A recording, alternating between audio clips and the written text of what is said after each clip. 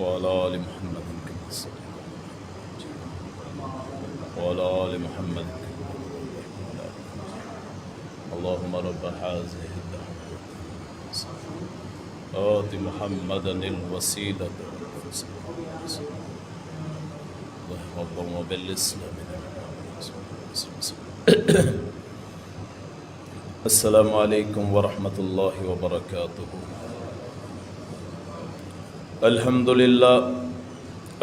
للہ نحمده ونستعینه ونستغفره ونؤمن به ونتوکل علیہ ونعوذ باللہ من شرور انفسنا ومن سیئات اعمالنا من يهده الله فلا مضل له ومن يضلله فلا هادي له ونشهد أن لا إله إلا الله وحده لا شريك له ونشهد أن محمدا عبده ورسوله. اللهم صل على محمد وعلى آل محمد كما صليت على إبراهيم وعلى آل إبراهيم إنك حميد مجيد. اللهم بارك على محمد وعلى آل محمد كما باركت على إبراهيم وعلى آل إبراهيم إنك حميد مجيد. رب اشرح لي صدري ويسر لي أمري واحلل عقدة من لساني يفقهوا قولي. رب زدني علما سبحانك لا علم لنا إلا ما علمتنا إنك أنت العليم الحكيم. أما بعد فإن خير الحديث كتاب الله وخير الهدي هدي محمد صلى الله عليه وسلم وشر الأمور محدثاتها وكل محدثة بدعة وكل بدعة ضلالة وكل ضلالة في النار. أعوذ بالله السميع العليم من الشيطان الرجيم. بسم الله الرحمن الرحيم. ولا تأكلوا أموالكم بينكم بالباطل وتدلوا بها إلى الحكام لتأكلوا فريقا من أموال الناس بالإثم وأنتم تعلمون. صدق اللہ مولانا العظیم وصدق رسولہ النبی الکریم ونحن على ذلك من الشاہدین والشاکرین والحمد للہ رب العالمین. حضرات، بزرگوں، دوستوں، بھائیوں، یہ جو آیت میں نے آپ کے سامنے پڑھی ہے یہ اسی رکوع میں ہے جس رکوع میں روزوں کا تذکرہ ہے. روزے رکھنے کا جہاں تذکرہ ہے اس رکوع کی آخری آیت ہے. دراصل اللہ کے حقوق اور بندوں کے حقوق دونوں برابری سے ادا کرنا ضروری ہیں. جو بندہ اللہ کے حق ادا کرے اور بندوں کے حق ادا نہ کرے اللہ کو پھر اس کی پرواہ نہیں ہوتی. میرے پاک پیغمبر حضرت محمد الرسول اللہ صلی اللہ علیہ وسلم نے فرمایا بندوں کے حق اسی صورت میں معاف ہو سکتے ہیں جب بندے خود معاف کر دیں. اللہ کے حقوق اللہ کو اختیار ہے، چاہے معاف کر دے چاہے چھوڑ دے، کوئی اسے پوچھنے والا نہیں ہے. اللہ کے حقوق نہ ان میں تلفی ہو نہ مخلوق کے حقوق میں تلفی ہو، نہ ان کو ضائع کیا جائے نہ ان کو ضائع کیا جائے. زیادہ ضروری وہ بندوں کے حقوق اور اللہ کے حقوق، اگر دونوں کا موازنہ کیا جائے تو یقیناً انسانیت کو اسلام پہ فوقیت حاصل ہے.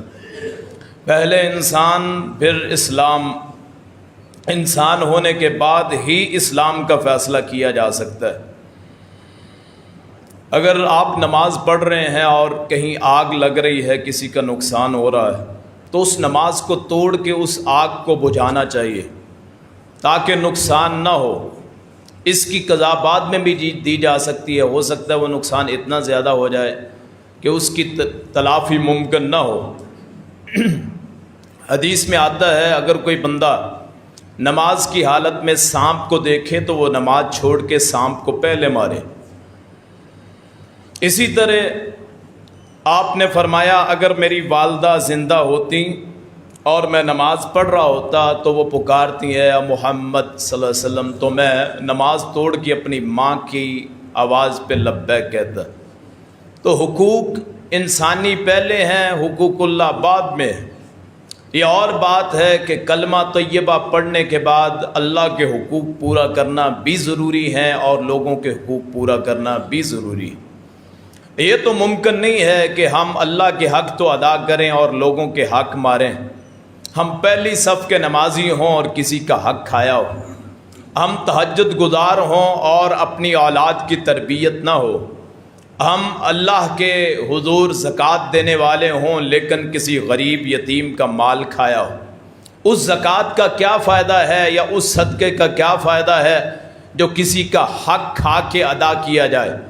بعض لوگ ایسے کرتے ہیں کہ دھوکہ دہی فراڈ سے پہلے جائیداد بناتے ہیں، کاروبار وسیع کرتے ہیں، ملک و قوم کا پیسہ کھاتے ہیں اور اس کے بعد پھر ڈونیٹ کرتے ہیں، اس کے بعد پھر غریبوں کے لیے لنگر کھانے بھی کھول دیتے ہیں۔ وہ یہ سمجھتے ہیں کہ ہمارے اس مال سے ہمارا گناہ معاف ہو جائے گا۔ حرام مال سے حرام چیزیں ہی پیدا ہوتی ہیں۔ یہ نہیں ہو سکتا کہ آپ وہاں گندم کاشت کریں اور کماد کی فصل کاٹ لیں۔ یہ نہیں ہو سکتا کہ آپ شراب سے سرکہ بنا کے آپ اس کو جائز قرار دے دیں۔ یہ نہیں ہو سکتا کہ آپ وہ عام شراب کی بوتل، اس میں شراب کسی عام بوتل میں ڈال لیں، مثلا زمزم کے پانی میں شراب کو ملا لیں، یا ایسے سمجھ لیں کہ ایک پانی گلاس ہے اس میں پیشاب کا ایک قطرہ ڈال دیں۔ آپ اس سے کیا سمجھ سکتے ہیں کہ وہ ایسا کرنے سے پاک ہو جائے گا؟ آپ حج پہ جاتے ہیں، عمرے پہ جاتے ہیں، یا اللہ کا نیک کام اس پہ آپ جاتے ہیں، مثلا آپ حج کے لیے احرام کی 2 چادریں باندھتے ہیں اور وہ چادریں آتی ہیں مثلا 1500 کی، اس میں 100 بھی حرام کا آ گیا تو 100 کی وجہ سے باقی بھی حرام ہو گئے۔ میرے رسول نے فرمایا صلی اللہ علیہ وسلم، فرمایا ما اسکر قلیل فکثیرہ حرام، جس کا تھوڑا حصہ نشہ دیتا ہو اس کا زیادہ حصہ بھی حرام۔ یہ نہیں ہے کہ آپ ایک گھونٹ پی لیں شراب کا کہ جی مجھے نشہ نہیں ہوا، نہیں، جس کا زیادہ نشہ دیتا ہے اس کا تھوڑا بھی حرام۔ ما اسکر کثیر فقلیلہ حرام، جو زیادہ پینے سے نشہ آئے اس کا تھوڑا بھی حرام۔ زیادہ پیسہ حلال کا ہو، کم پیسہ حرام کا ہو، وہ سارے مال کو حرام کا کر دے گا۔ کاروبار میرا ہے، مثلا دکان ہے، اس دکان میری 10 لاکھ مالیت کی 15 لاکھ کی ہے اور اس میں صرف 10,000 یا 1,000 بھی حرام کا آ گیا، سارا مال حرام کا بن گیا۔ اب رمضان میں ہم کیا کرتے ہیں کہ حلال چیزیں اللہ کے کہنے پہ چھوڑ دیں اور وہ چیزیں جس کو اللہ نے دائمی حرام کر دیا، حق تلفی، مخلوق کے حقوق کی خلاف ورزی، وہ ساری زندگی ہم اپنے ذہنوں میں بٹھائے رکھیں۔ اور اس کی سب سے بڑی مثال ہے پڑوسیوں سے ناانصافی۔ ہم کہتے ہیں یہ دیوار ہے سانجی، 1 انچ یا 2 انچ کے اوپر لوگ لڑ پڑتے ہیں۔ اس زندگی اور موت کا کوئی پتہ نہیں ہے، اس مال کیا فائدہ ہے جو کل قبر میں مجھے سانپ اور بچھو بن کے ڈسے۔ میرے رسول نے فرمایا صلی اللہ علیہ وسلم، حقوق اللہ کی بات کرتے ہیں تو فرمایا جو اپنے مال کی زکوٰۃ نہ دے، کل قیامت کے دن اس کا مال وہ ایک سانپ کی صورت بن جائے گا جس کی 2 آنکھیں ہوں گی۔ وہ سانپ اس کے پیچھے پھرے گا، آنا مالوں کا، آنا کنزوں کا، میں تیرا مال ہوں، میں تیرا خزانہ ہوں۔ فرمایا پھر وہ اسے جبڑوں سے پکڑ کے اسے چیر دے گا، یہ یہاں تک اور فرمایا وہ پورا قیامت کا دن جو 50,000 سال کا ہوگا ویسا ہی رہے گا. کیا مسئلہ ہے جی اسپیکر؟ پہلے کرو سیٹنگ.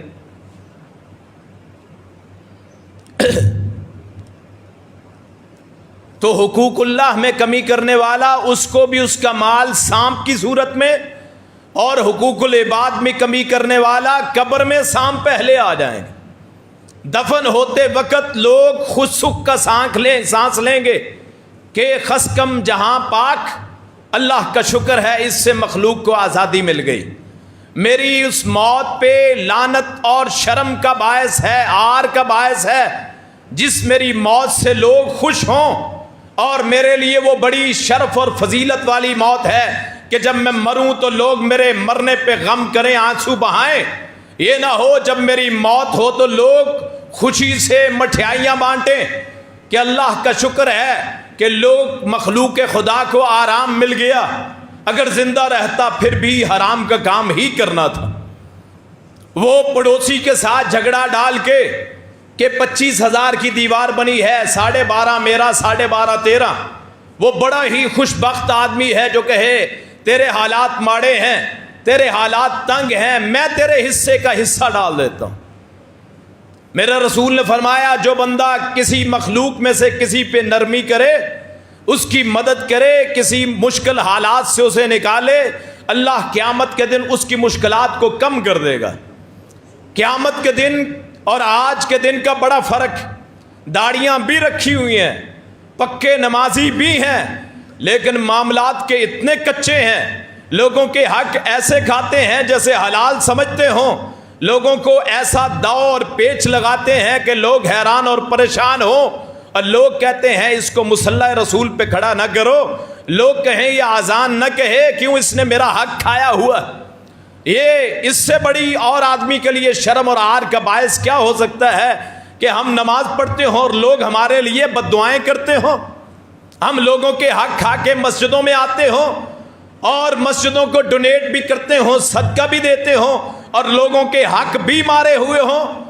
میرے رسول نے فرمایا صلی اللہ علیہ وسلم، بعض لوگ سمجھتے ہیں عدالت سے کیس جیت گئے تو ہمارا حق ہو گیا، کہ عدالت میں میں نے کیس کیا تھا اور میں نے وکیل مہنگا کیا تھا تو میرے حق میں فیصلہ ہو گیا. حدیث سنیے ایمان تازہ ہو جائے. میرے رسول نے فرمایا صلی اللہ علیہ وسلم، جس بندے کو میں محمد صلی اللہ علیہ وسلم جس بندے کے حق میں ناجائز فیصلہ کر دوں، ایک کی زبان تیز ہے، ایک کی زبان وہ اٹک اٹک کے بولتا ہے، ایک کا وکیل اچھا ہے، ایک کا وکیل کم درجے کا ہے، وہ دلائل کے انبار لگا دیتا ہے، جھوٹا شخص، اور محمد کریم صلی اللہ علیہ وسلم اس کے حق میں فیصلہ دے دیتے ہیں ناحق. فرمایا میں اس فیصلے سے یہ کوئی نہ سمجھے کہ میرا حق مل گیا، نہیں، میں اس کو ناجائز آگ کا ٹکڑا کاٹ کے دے رہا ہوں. یہ محمد الرسول اللہ صلی اللہ علیہ وسلم کے فیصلے کی بات کہ آپ سے اگر فیصلہ کسی کی زبان سن کے، کیوں عالم الغیب صرف اللہ کی ذات ہے، ہو سکتا ہے کسی کی زبان میں تیزی ہو تو وہ آ کے عدالت میں کسی کا حق مار لے. میرے رسول نے فرمایا انما اقطعہ، میں اسے کاٹ کے کیا دے رہا ہوں، قطعۃ من النار، آگ کا ایک ٹکڑا. آج کی عدالت کی کیا حیثیت ہے جب نبی کریم صلی اللہ علیہ وسلم کا فیصلہ اگر یہ ممکن ہو کہ غلط ہو جائے، وہ آدمی کے حق میں اللہ کے ذریعے ثابت نہیں ہوتا اللہ کے نزدیک، تو آج کی عدالت کا جھوٹا فیصلہ وکیل خریدنے سے یا عدالت کو ججوں کو خریدنے سے، رشوت دینے سے اگر کسی کے حق میں فیصلہ آ جائے تو یقیناً وہ بھی اس کا حق نہیں ہے، اس کو آگ کا ٹکڑا ہی ملا ہے. اپنے حقوق کو درست کریں اپنی موت سے پہلے، تاکہ میت پڑی ہو تو یہ کہنے کی ضرورت نہ ہو کہ کسی کو تکلیف پہنچی ہو یا کسی سے کوئی لینا دینا ہو تو ہم سے رابطہ کریں. کیوں جی اعلان ہوتا ہے کہ اگر کسی سے کوئی مسئلہ ہو تو وہ اللہ کے لیے معاف کر دے. تو میرے بھائی زندگی میں کیوں معافی نہیں مانگی جاتی؟ موت کا انتظار کیوں کرتے ہیں؟ مرنے کا انتظار کیوں کرتے ہیں؟ وہی بیٹے جن کو علم ہوتا ہے کہ باپ نے کسی کے پیسے دینے ہیں، کسی کی زمین پہ قبضہ ہے، وہی جب باپ مرتا ہے تو لوگوں کو دکھانے کے لیے کہہ دیتے ہیں جی ہم سے بتائیں کس نے لینا ہے دینا ہے. اپنی زندگی کیوں صاف نہیں کرتے؟ لکھ کے رکھیں، اپنی اولاد کو بتائیں، چاہے نقصان خود اپنا ہو.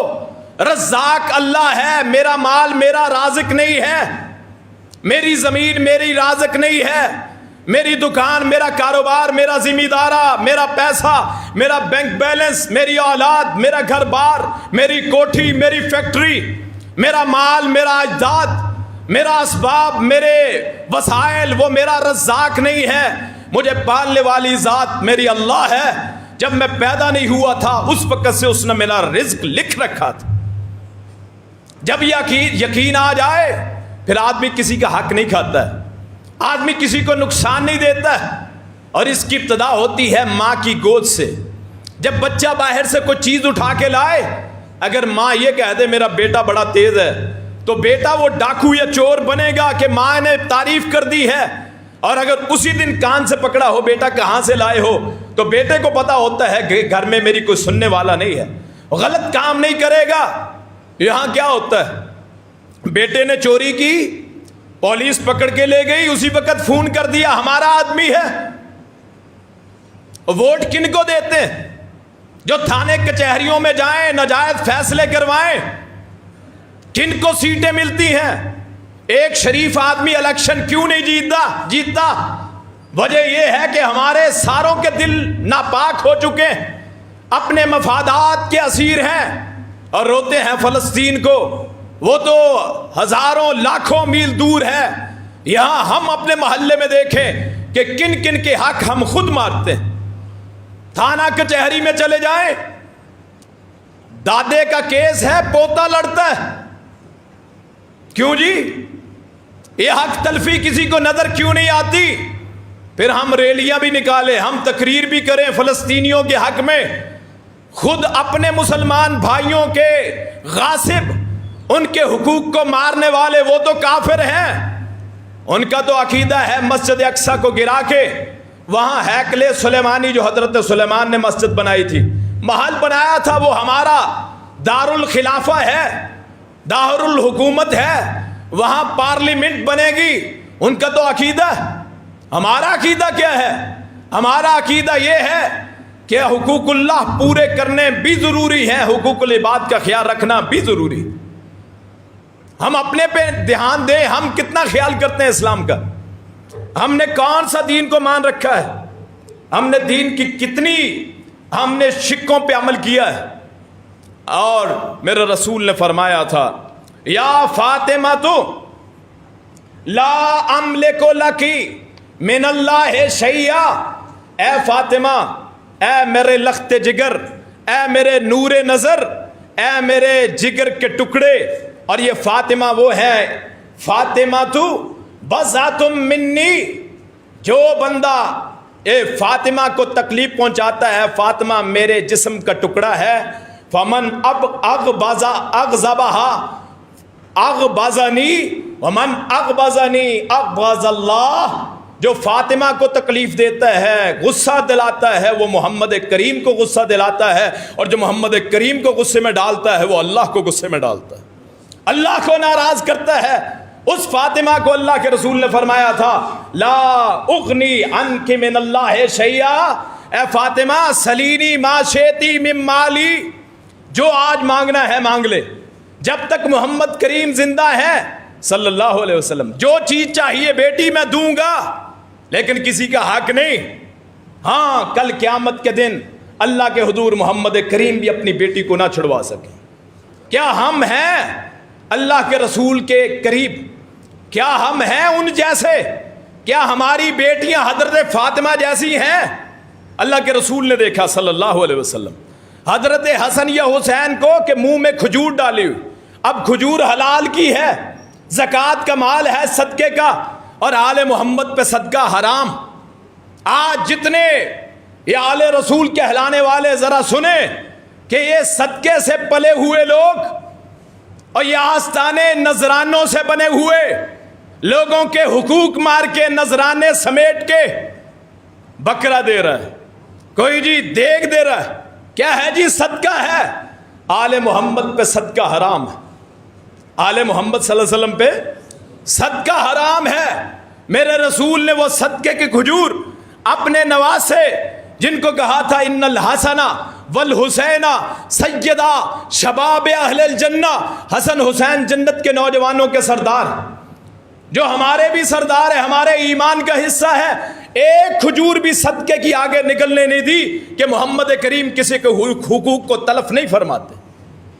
کسی کا حقوق کہ یہ کھجور کسی غریب کو مل جائے گی، زکوٰۃ کا مال ہے، صدقے کا مال ہے۔ آج کتنے ڈھیٹ ہیں کہ بیت المال گورنمنٹ کا ہے اور اس کو کھانے والے اوپر کون لگائے ہوئے، وہاں سے تنخواہیں بھی لیتے، وہاں سے آمدنی بھی بناتے، اور حالات یہ ہیں کہ ایک وزیر اعلیٰ ان کے چپڑاسی کے اکاؤنٹ میں 2.5 ارب نکل آتے ہیں اور ہم ان کے حامی ہیں۔ بے حیثیت میں اور آپ کرپٹ بن چکے، ذہنی طور پہ غلام۔ کیا وجہ ہے؟ اسلام کو چھوڑ کے سیاست کو فوقیت ہے۔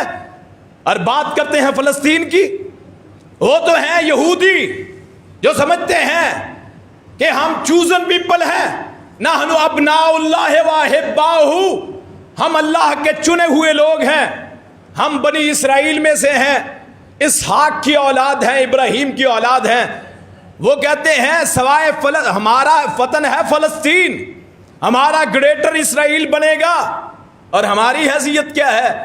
ہم نے بھی ان پارٹیوں سے، ان شخصیات سے پیار کرنا شروع کر دیا جو ملک کو لوٹ کے چلے جاتے اپنی سیاست کے لیے۔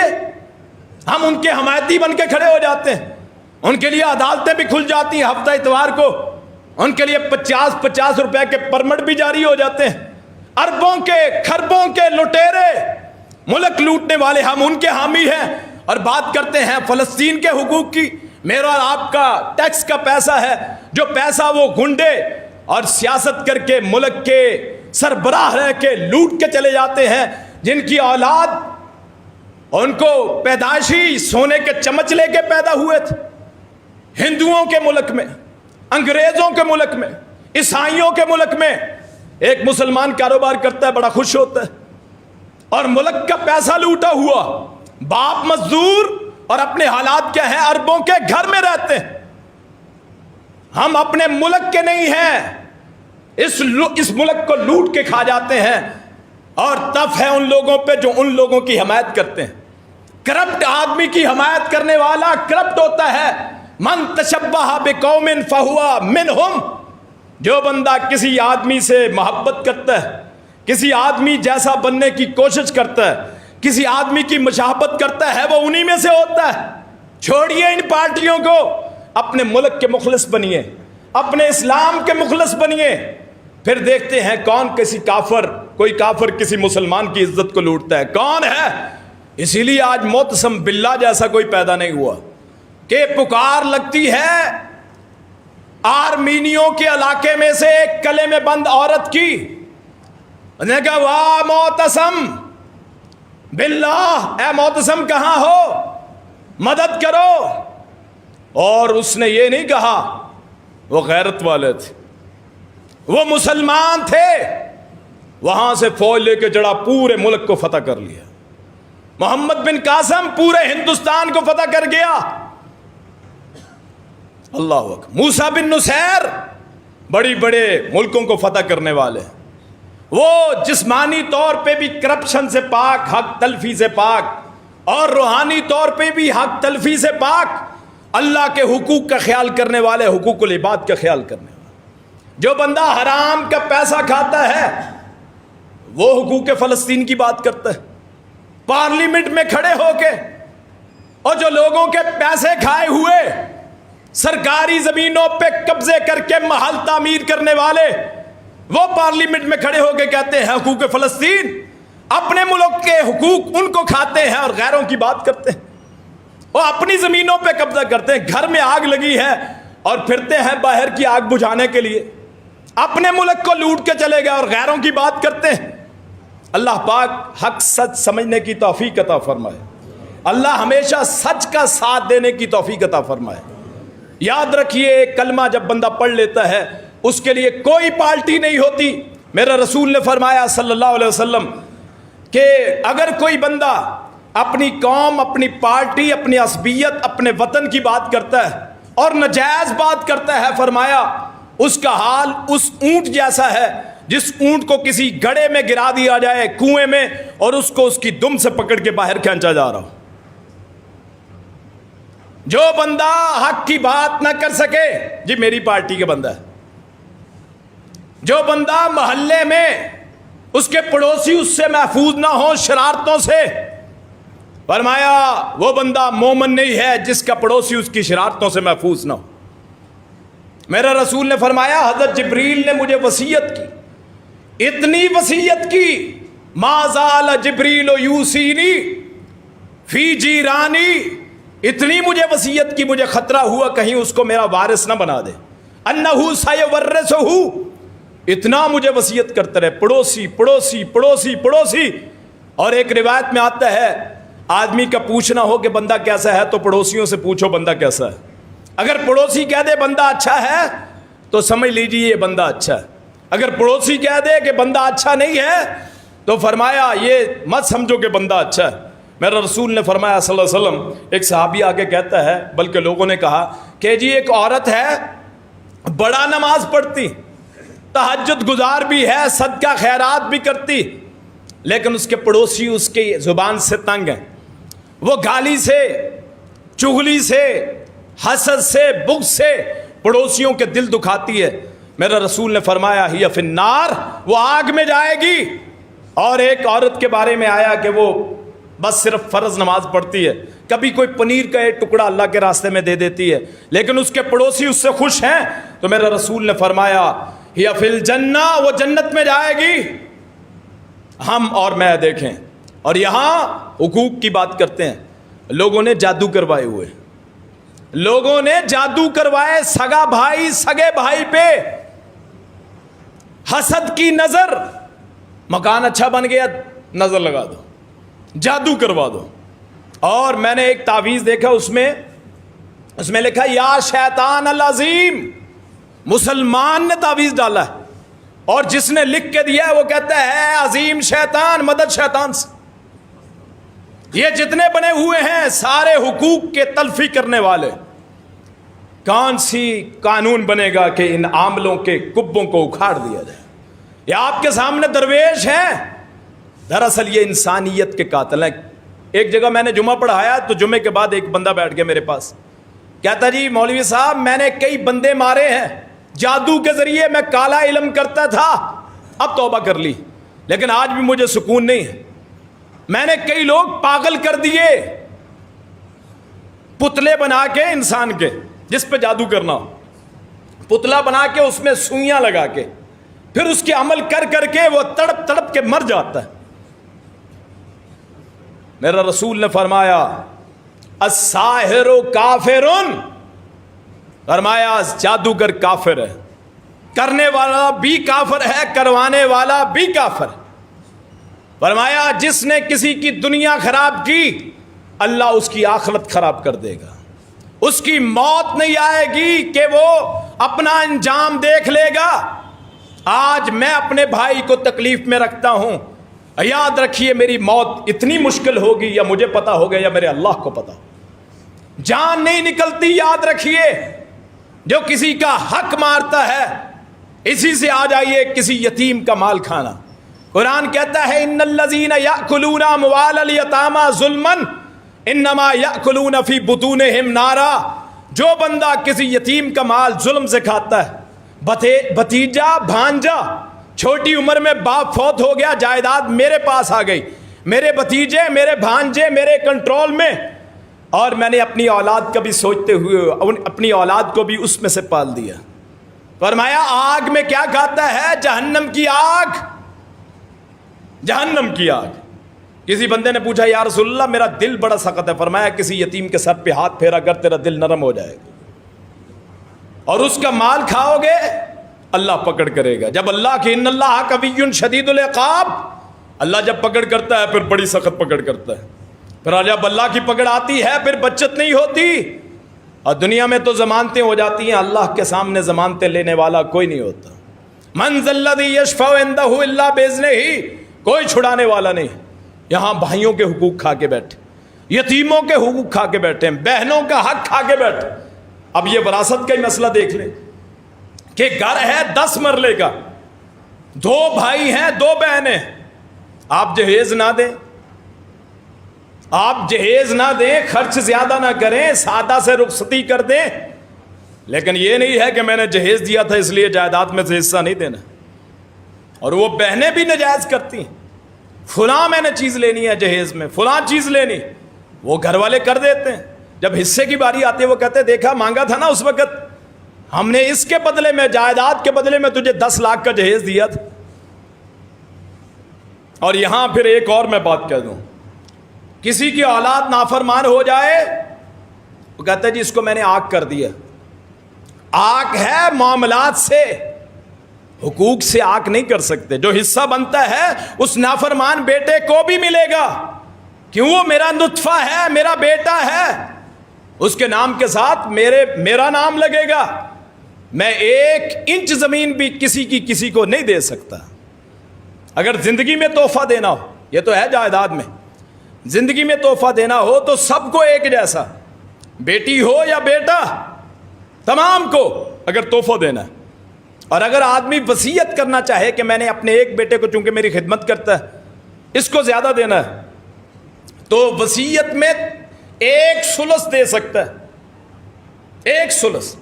لیکن اگر باقی بیٹے راضی ہوں، اگر باقی بیٹے راضی نہ ہوں یا بیٹیاں، تو کسی کو تحفہ بھی کچھ چیز نہیں دے سکتا۔ ایک کو تو کار لے کے دے دے، دوسرے کو سائیکل بھی نہ پوچھے جی یہ میری بات مانتا ہے، یہ میری بات نہیں مانتا، یہ اور بات ہے۔ اس کی تربیت میں نے خود کمی چھوڑی، اس کو اللہ رسول کا بتایا ہی نہیں، کبھی مسجد میں لے کے نہیں آیا، نماز پڑھنے کا بتلایا ہی نہیں۔ شاید اسے جنازے کی دعائیں بھی نہ آتی ہوں، معاشرے میں عام افراد جن کو دعائیں آتی نہیں جنازے کی، اسی لیے ان درویشوں اور ملاؤں کا سے واسطہ پڑتا ہے، اسی لیے رسمیں چلتی ہیں، پھر اسی لیے کہا جاتا ہے کل خوانی کر لو، تیجا کر لو، ساتا کر لو، چھوارے لا کے ان پہ پڑھ لو، پھل لاؤ کاٹ کے دو، پھر رسم چہلم باقاعدہ کارڈ تقسیم کرو، ان پہ نیوندرا اکٹھا کرو، دل میں بغض، حق مارے ہوئے، ساری زندگی اولاد کی تربیت نہ کی، کبھی پوچھے نہیں بیٹا نماز پڑھیے، خود ہی بے نمازی۔ اب رمضان گزر گیا، نماز کی کیا ضرورت؟ دین کو تو رسم بنائے ہوا، لیلۃ القدر 83 سال کی عبادت کا ثواب، کیوں جی محرم میں ماتم کر لو، جہنم سے آزادی، ربیع الاول میں ایک محفل نعت رکھ لو، عمرے کے ٹکٹ بانٹ دو، آزادی ہی آزادی۔ یہ ہے ہمارا دین، ہمارا اسلام، ہمارا مذہب۔ اور محمد الرسول اللہ صلی اللہ علیہ وسلم کا مذہب کیا ہے؟ نہ حقوق اللہ میں کمی ہو، نہ حقوق العباد میں کمی، پھر کسی رسم کرنے کی ضرورت نہ پڑے، نہ کسی مسلک بنانے کی ضرورت پڑے۔ اس بیٹے کو جو آپ کا نافرمان ہے، اس کو جائیداد سے آنکھ نہیں کر سکتے، چاہے میری بات مانے یا نہ مانے۔ جائیداد میں پورا حصہ، ہاں دل کی خوشی نہیں ملے گی۔ جو باپ کو ناراض کرے وہ رب کو ناراض کرے۔ جو اپنے باپ اور ماں کا گستاخ ہے، شاید اسے موت بھی سکون کی نہ آئے، لیکن اس کا حق نہیں مار سکتے۔ جائیداد میں سے حصہ ملے گا، گھر میں سے حصہ ملے گا، اس کی زمین میں سے حصہ ملے گا، پیسوں میں سے حصہ ملے گا، وراثت سے محروم نہیں کر سکتے۔ ایک صحابی کے کچھ غلام تھے، آج تو غلام نہیں ہے، اس دور میں غلام کا تصور تھا۔ اس کے 6 غلام تھے، 6 غلام اس نے آزاد کر دیے کہ جب میں فوت ہو جاؤں میرے غلام آزاد۔ اللہ کے رسول صلی اللہ علیہ وسلم نے اس کے پتہ چلا کہ اور جائیداد ہے کوئی نہیں، صرف 6 غلام وارث تھے پیچھے، آپ نے 6 کے 6 غلاموں کو روک لیا، وہ فوت ہو چکا تھا جس نے آزاد کیا تھا۔ اب ایک بندہ کسی جان کو آزاد کرے، اللہ تعالیٰ اس کو جہنم سے آزاد کر دیتا ہے۔ اگر کسی کی جان چھڑوا دے، کسی کے پیسے دے کے اس کو جیل سے نکلوا دے کہ بے گناہ آدمی ہے، تو اس کی آخرت سمر گئی۔ اس نے 6 غلام آزاد کیے، اللہ کے رسول کو پتہ چلا فوت ہو گئے، فرمایا اگر مجھے پہلے پتہ چلتا نا کہ اولاد کو اس کے حقوق سے محروم کیا، حالانکہ اللہ کے لیے آزاد کیا ہے، فرمایا میں اس کو مسلمانوں کے قبرستان میں دفن نہ ہونے دیتا۔ اب صحابی رسول ہے، لیکن ناجائز وصیت ہے. اللہ کے رسول فرماتے ہیں میں ایک صحابی کا مقام کیا ہے, جو اللہ کے رسول کو دیکھ لے, صرف وہی نہیں جو اس صحابی کو دیکھ لے, ان دونوں پہ دوزخ کی آگ حرام ہو جاتی ہے. جو رسول اللہ کو دیکھے اس پہ بھی دوزخ کی آگ حرام, اور جو دیکھنے والے کو دیکھے اس پہ بھی دوزخ کی آگ حرام. اس کے باوجود جو حقوق العباد میں کمی کرے, وراثت میں اولاد کو محروم رکھے, اللہ کے رسول فرماتے ہیں وہ مسلمان تو درکنار, اسے میں مسلمانوں کے قبرستان میں دفن بھی نہ ہونے دوں. پھر آپ نے ان کے 3 حصے بنائے, ایک حصہ آزاد کر دیا, 2 حصے اس کے ورثاء میں تقسیم کر دی. یہی آج مسئلہ ہے کہ ایک باپ ایک بیٹے کو جائیداد دیتا ہے, باقی محروم, یا پھر فرق ڈالتا ہے, یا پھر بیٹیوں کو دیتا نہیں بیٹوں کو دیتا ہے. وہ جی کیا ہے, بیٹیوں سے معاف کروا لو, معاف کروانے کے لیے بیٹیاں رکھی ہوئی, بہنیں رکھی ہوئی, یہ میں ان کی سرپرستی کرتا ہوں. یہ تو ہو سکتا ہے کہ بیٹے کو خرچ زیادہ ملے کہ جی خرچ کرتا ہے, لیکن جو جائیداد ہے اس میں سے حق تلفی نہیں ہو سکتی. بیٹیوں کا آدھ, بیٹوں کا پورا. مثلا 10 لاکھ ہے, 10 لاکھ میں 4 حصے بنتے ہیں, ان میں ایک بیٹا ہے, 2 بیٹیاں ہیں, بیٹیوں کو 2.5 لاکھ, بیٹے کو 5 لاکھ. بیٹیوں کو محروم نہیں کر سکتے آپ, جائیداد میں سے کسی کو بھی محروم نہیں کر سکتے, حق تلفی نہیں کر سکتے. پھر اسی پہ بات ختم نہیں ہوتی. ایک استاد ہے, کلاس لگا رہا ہے, اگر وہ ایک شاگرد سے بھی مخلص نہ ہو, باقیوں سے مخلص, قیامت کے دن اللہ پوچھے گا. ایک بندہ ہے, 2 شادیاں ہوئی, ایک بیوی پہ ظلم کرتا ہے, خرچ دے, دوسری کو خرچ دیتا ہے, اس کا حق رکھتا ہے. میرا رسول نے فرمایا قیامت کا دن ہوگا, اس کا ایک طرف پورا فالج زدہ ہوگا, ایک طرف فالج زدہ ہوگا. اسی طرح جو اولاد کے ساتھ کرتا ہے اس کا بھی انجام یہی ہے. وصیت کر گیا, بیٹیوں کو نہیں ملے گا, بیٹوں کو ملے گا. قبر تیار ہے آگ کی, آگ میں جلے گا, پہلے ہی دوزخ. قیامت کا دن ہوگا, اور جو ظلم کرتا ہے رسول اللہ نے فرمایا وہ ظالموں کو چھوٹی چیونٹیوں کی صورت میں دے دیا جائے گا, چھوٹے چھوٹے انسان بنا کے, اور مظلوموں کو حکم ہوگا کہ ان کو اپنے پاؤں کے ساتھ روندیں, اپنے پاؤں کے ساتھ روندیں. مظلوم آج ظلم برداشت کر لیا. میرا رسول نے فرمایا صلی اللہ علیہ وسلم, جو بندہ اپنا حق چھوڑ دیتا ہے, فرمایا اللہ اس کا گھر جنت کے درمیان میں بناتا. میرا حق کسی نے مار لیا, میں چپ کر گیا, یار لڑائی نہ بنے, کوئی مسئلہ نہیں, اگلے کے لیے دوزخ اور میرے لیے جنت. قیامت کا دن ہوگا جب ایک ایک نیکی کی ضرورت ہوگی, ایک ایک نیکی کی. اس دن کیا ہوگا, ایک کے 70 گناہ. میں نے ایک گناہ کیا, یہاں کسی کا حق مارا 1 روپے, 70 روپے میرے اکاؤنٹ سے وہاں میری نیکیاں. اگر لاکھوں کا مسئلہ ہے, کروڑوں میں بات جائے گی. میرے بھائی آج برداشت کرنا آسان, کل برداشت کرنا بڑا مشکل. اللہ کا دربار ہے, اللہ کسی کی پرواہ نہیں کرتا. میرا رسول نے فرمایا فاطمہ لا اغنی عنک من اللہ شیئا, قیامت کا دن ہوگا تو فاطمہ کو محمد کریم بھی نہ بچا سکے. یا امتی یا صفیہ بنت عبد المطلب, اے میری پھوپھی, اے رسول اللہ کی پھوپھی صفیہ, لا اغنی عنک من اللہ شیئا, آج میں تمہیں دنیا سے بچا سکتا ہوں, کل اللہ کے ہاں میں تمہارے لیے کوئی کام نہیں آ سکتا. یا بنی عبد مناف, ابراہیم کی اولاد اسماعیل کی سید خاندان, لا اغنی عنکم من اللہ شیئا. یا بنی ہاشم, یا بنی عبد المطلب, نام لے لے کے فرمایا میرے رسول نے صلی اللہ علیہ وسلم کہ کل میں اپنے خاندان کو بھی نہ بچا سکوں. رسول اللہ جو رحمت للعالمین, جن کو کہا تھا واللہ موتی انا قاسم, میں تقسیم کرتا ہوں اللہ عطا کرتا ہے, ان کی حالت یہ ہے کہ وہ اپنے خاندان کو بچا نہ سکیں. دنیا میں کون ہے جو محمد کریم جیسا ہو؟ کون ہے جس کے پاس اتنے اختیار ہوں کہ اللہ نے جن کو کہا تھا اگر آپ چاہیں تو مکے اور طائف کو میں بنا دوں سونے کا, وہ فرماتے ہیں کہ میں اپنی اولاد کو نہ بچا سکوں. فاطمہ حالانکہ جنت کی عورتوں کی سردار, لیکن ان کے بارے میں گارنٹی یہ نہیں ہے کہ محمد کریم ان کو بچا سکیں. میرا رسول نے آخری حدیث سن کے بات ختم کرتے ہیں, فرمایا جس نے کسی کا حق مارا, ایک اونٹ کسی کا حق مار لیا, فرمایا قیامت کا دن ہوگا, اونٹ اس کے کندھوں پہ لدا ہوا ہوگا.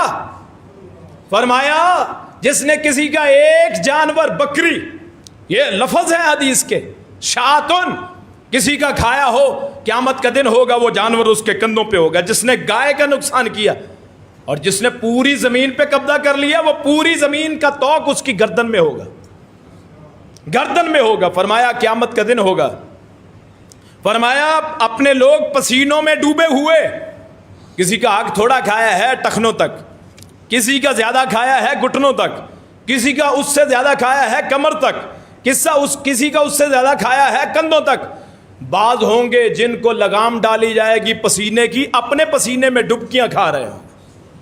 کسی کا حق نہ کھائیں، آدمی مر جائے بھوکا، حرام پیسہ نہ کھائے، سود کی کمائی نہ کھائے۔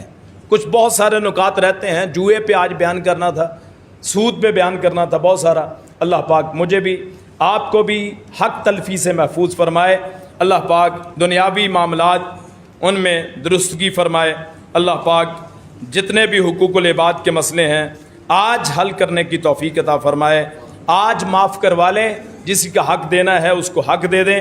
بھائی کا کوئی مسئلہ نہیں ہے، رزاق اور رزق دینے والا اللہ ہے، وہ انشاءاللہ بہترین صورت بنا دے گا۔ ایک تو جنت مل جائے گی، رسول صلی اللہ علیہ وسلم نے فرمایا جو بندہ ناحق ہو، اس کے باوجود کہ میں نے قبضہ کر لیا کہ زمین پہ میرا حق نہیں ہے، فرمایا حق چھوڑ دے، کسی کا حق دے دے، فرمایا اس کا گھر اللہ تعالیٰ جنت کے سائڈوں میں بنا دیتا ہے۔ اس کے لیے بھی خوشخبری ہے، توبہ کریں توبۃ نصوحا، ایسی توبہ جو ہمارے اور آپ کے لیے نجات کا باعث ہو۔ آخر دعوانا ان الحمد للہ رب العالمین۔